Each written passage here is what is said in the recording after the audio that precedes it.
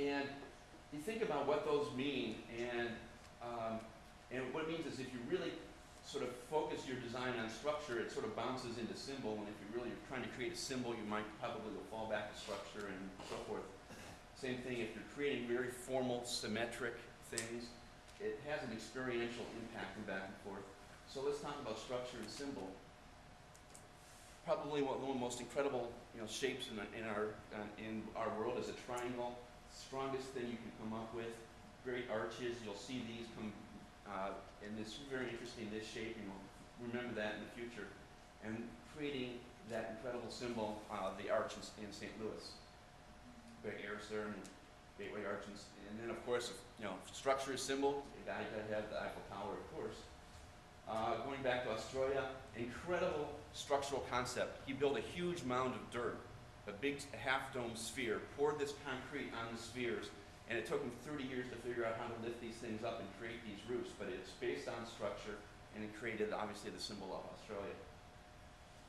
This one, it's structure, but if you guys have ever watched the Frank Gehry stuff, Frank Gehry sort of creates his things as creating shapes to funnel things for experience. And obviously, you see things as moving through space and creating each space as you move through it and bringing light in.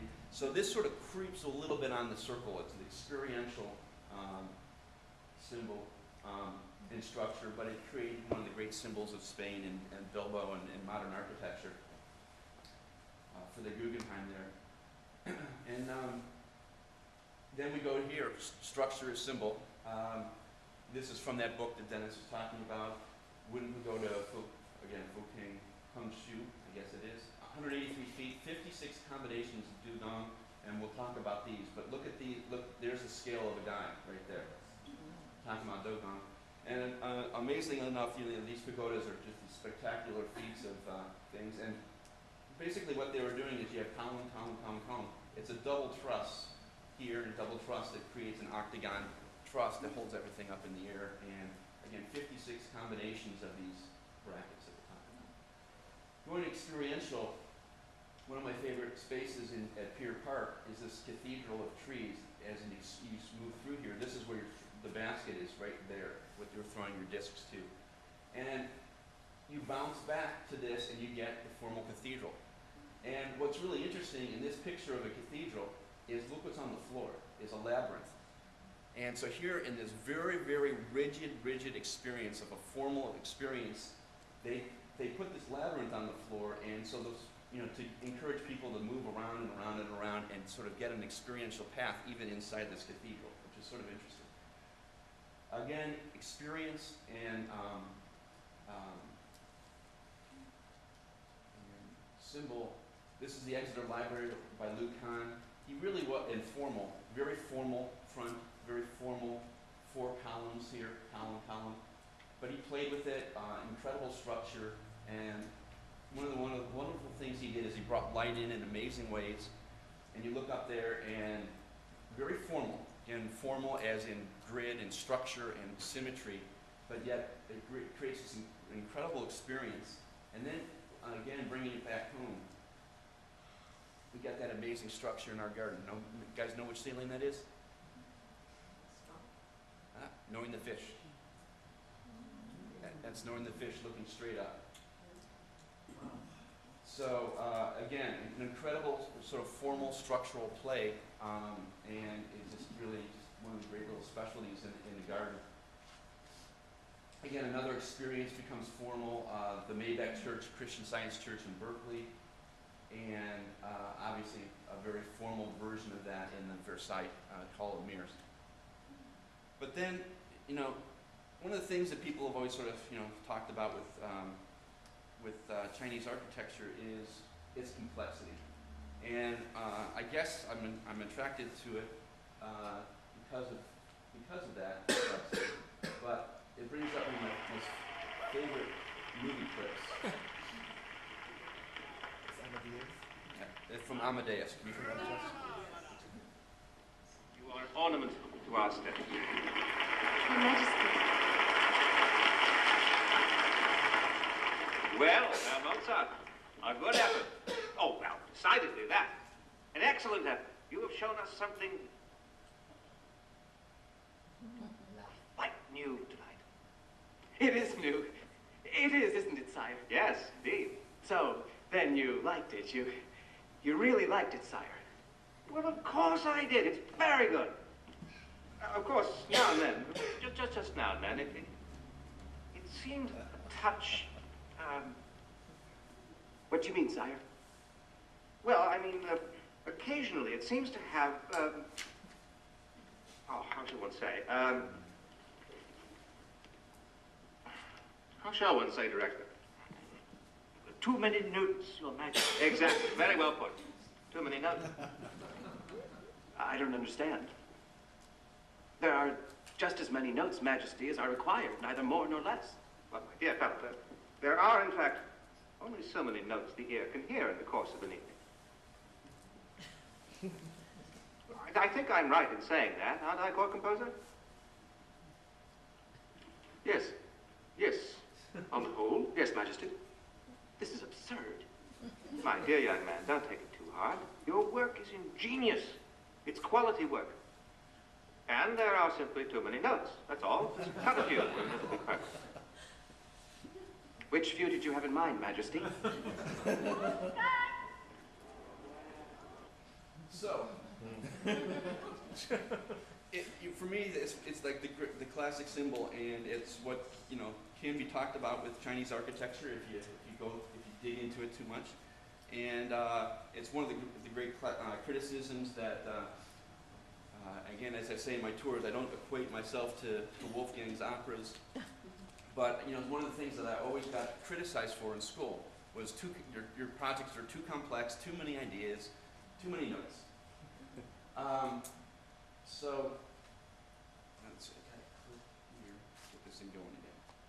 So one of the things that we always struggle with is the difference between Japanese and Chinese architecture, and how this really sort of comes into play. In the Zen garden, it talks about this perfect backdrop, and these are quotes that are sort of second and third person to it, but it talks about our humanity is poised, calm, sincere, and capable of facing all matters in life with perfect composure. So that's sort of part of the ideal of Zen, and then you get the Tao of Taoists, and then you talk about the Qi rose from heaven, muddy falls back to earth. Thus man stood midway between heaven and earth, united by its essence with everything else in existence. It talks a little bit more universal, and it talks about a little bit more of a positive thing. And then you get a little bit further into it, and you talk about Zen garden is a mental garden that talks about crisp, clear mental realization associated with Zen teaching. When the world for a moment is turned upside down in one flash, an illuminated view reveals life's conundrums. And I get a sense when you're looking at Japanese architecture that they're really sort of worried about that. They want to, really tone into that perfection of simplicity. Whereas, again, the Taoist talks about the Tao never ceases to change. It never repeats itself, and you accept it, and that's part of the wonder of it. And so Japanese architecture tends to be very directional. And even in this overall view here, again, major directional recommendation by the guy who does the raking. And it's this perfect, beautiful composition, but it's so directed. Whereas our garden, that's sort of one of the most formal spaces of the garden. It isn't directed. And even something like this path versus this, we don't have the intensity that they put into that, right? But we do talk about this, and I'll talk about this image in a second. If you think about Chinese architecture again, in our garden, these two gardens I'm going to show you are not specifically Suzhou, but they are scholars' gardens. You look at the percentage of living and family quarters of courtyards, and that's all been stripped away from what we experience in our garden. And so if you think about the regularity and the intrigue of all the insanity going on in these courtyards here, it means the architecture of the pavilions that finally do break out into the space would have even more immediacy and impact. When you're leaving the intensity of the courtyards here and the formality of the courtyards, you break into those specific little rooms that open into the garden. And we're sort of stripped away from that when we walk into our garden, and it's still intense, but it doesn't quite have the context of having to walk through that entry and through these corridors and then finally breaking into the garden. Compare that to one of the most amazing houses in North America, built by John Ringling in Sarasota, Florida. He could do anything on this piece of property. It overlooks Sarasota Bay, and it's an amazing space looking down into the family parlor, into the family living room, but yet you can see he went through all this technical craziness to create an open space inside the middle of this huge house. And yet it's very self-contained on this incredible piece of property, on this incredible lake. And you look at, again, the intensity of this family's house here, a little bit bigger to play with. But again, think of the intensity here breaking out finally into these pavilions which create those views. So you look at these, and I'd like to, we all talk about sort of creating these views. And one of the great things about architecture is your framing views and the experiential path. And to think about what a pavilion really is in history, you start with a hermit on a hill sitting up there on a mountain looking out over a view. Or we talk about a pavilion in an orchard, which is man's taming of nature. And the very first gardens were a little bit of a lean-to in an orchard, and you're looking out at it. But I did a tour for a private wealthy guy. He has some property in Bellevue, and he imports Asian structures. And he was telling me that he imported a couple of guys from Indonesia because they're the only ones that could build this Indonesian structure for him. And every day they were taking a 3-hour round trip back to Seattle because they wouldn't stay on his property. He was like, "Come on, I've got plenty of room. Stay on the property, build, just build this thing, and you won't have to do this 3-hour round trip." And he kept asking these guys over months, "Please, come on, just stay out here." And finally they said, "No, we can't stay out here because of tigers." And it was like, and it was like, there's no tigers in Vashon Island or wherever his property was. And what that story brings to me is that we sort of we forget that. For most of Chinese history and for most of man's history, it was a little bit dangerous sitting up there on that hill. When you're looking out over a view, you had tigers behind you. And you never really knew if you could really think about the view. And so what is the pavilion? The pavilion is a ting that frames the view, and we talk about that, we all understand that. But it also provides protection from your back. And what this image is I saw an amazing documentary when guys in Bangladesh work in these mangrove swamps and they're collecting food. This is a Bengal tiger, and Bengal tigers swim. And this is just by chance. I got an email from my great aunt who sent me these pictures yesterday of a Bengal tiger swimming. And I've had this in my presentation for months. And what this represents is the ting of protecting your back. And what the guys in Bangladesh do is they put masks on the back of their heads because tigers will come swim up to their boats and literally snatch people out of their boats while they're working in the mangroves. And it happens. I've seen it at National Geographic about it. And so they put these masks on because a tiger won't attack things from the front. So it's real, and it's something that we're very removed from when we think about ting here in the garden. So, you think about ting, and tings are these little spots where you stop and get views, and we talk about crooked paths. And these are things that we're all very comfortable with. We know about negative energies travel in straight lines, so the crooked path stops it. It lengthens your journey in a short space. It controls your speed. It presents and frames controlled views. And I talk about that a lot when I do architectural tours. And I'm going to do this pretty quick. There's maybe four main crooked paths in my garden. And this was sort of an exercise, and it's a lot of slides, and I'm going to go through it really quick, and it's something that most of us could do in our sleep. But this sort of formalizes the idea of what the designer is doing in our garden with the crooked paths. So what I call, the crooked path, the crooked bridge is sort of the quote-unquote of the concept. So let's start with the crooked bridge. So you start here on this path here, and that's view one. Right? There's view one. Right? And this is just sort of an interesting exercise. View two, the frame view there. Superstitious-wise, the reason why our lake leaked was, look at the crooked path, there's a gap through there. So, I don't know, that's not engineering, but I think that's part of our lately thing there. But again, 3, and you turn, and you get these frame views. And as I said, most of us can do this in our sleep. But what I find really fun in the garden is I really feel that rhythm each time you walk on there, and each view is a frame little instance of a two-dimensional picture that comes to our mind, and that's really sort of how we remember memory of an image. One of my favorites of this concept is ubiquitous covered bridge. It shows up in every Chinese garden. And you start with an introductory view, which is really interesting. You come out of here and you step onto this little path, and this is sort of like the introductory view. And it's very sort of lyrical, and it takes you, in a closed view and an open view. Closed view and an open view. And you come into the screen and you focus on that, and you zoom in on it, and you get that great little lattice leaf window view, and then back open. Frame view.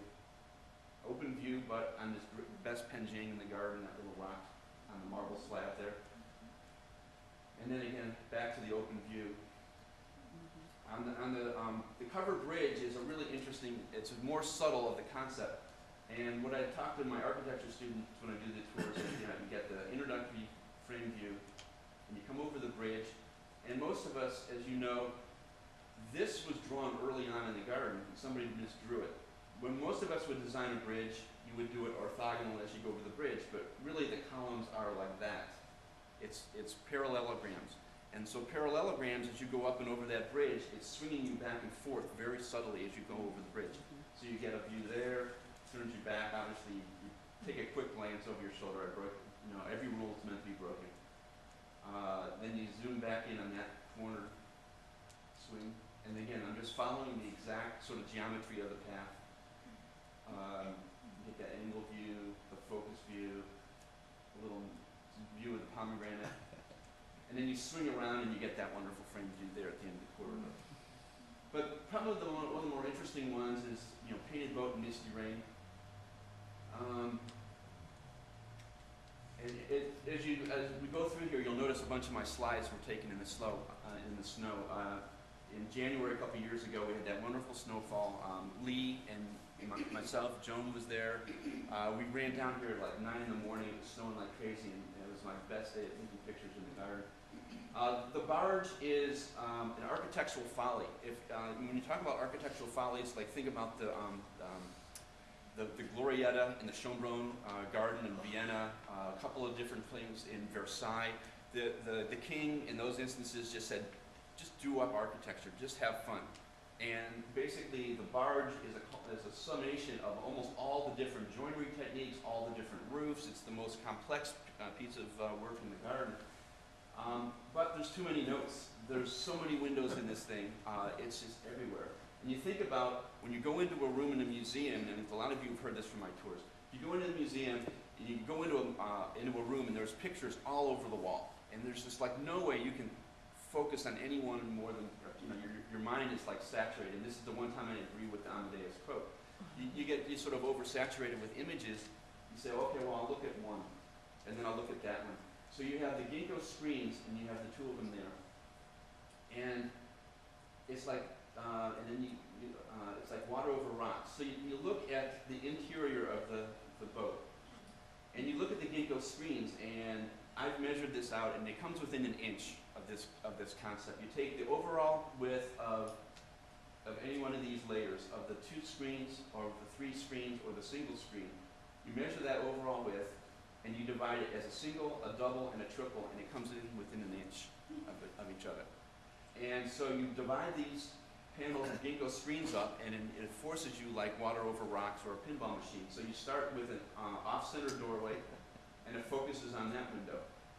And then again, it starts getting more open and more random, and you get that beautiful little painting there. And then you come through and you get that little overall image, and then you swing back and you get more of a vertical screen painting here, and then obviously you get the overall view. So it's a wonderful thing. But views, they're not only just experiential, views are status. And I just took this, just quickly, I grabbed the real estate thing, $849,000 for a 2-bedroom house, spectacular view of Mount Hood. You know, looking a roof garden looking out at 180 degrees view with privacy behind you. Again, it's the protection behind you, right, with an amazing view. It comes, it's instinct, but yet it's in this just random advertisement for this, whatever this house is, with the view of Mount Hood. But you go back to status, and you know, you think of our garden. Our garden represents, there was, you know, what, 400, you know, I've heard different statistics, but we were told there were like 400 scholar gardens in Suzhou. There's only about 100 of them left in a city of 2.5 million. My favorite example of that is Central Park. Most of us have been there, and you look up along those roads at Central Park East and West, and what is it like to be in those penthouses up there? And you know, what that represents is you're talking about the top, you know, infantile percentile of 8 to 12 million people living in New York City. And what is that life like? And that's basically what the gardens were like for the Chinese, and yet they were open. And this is from Columnus, probably the most influential book on our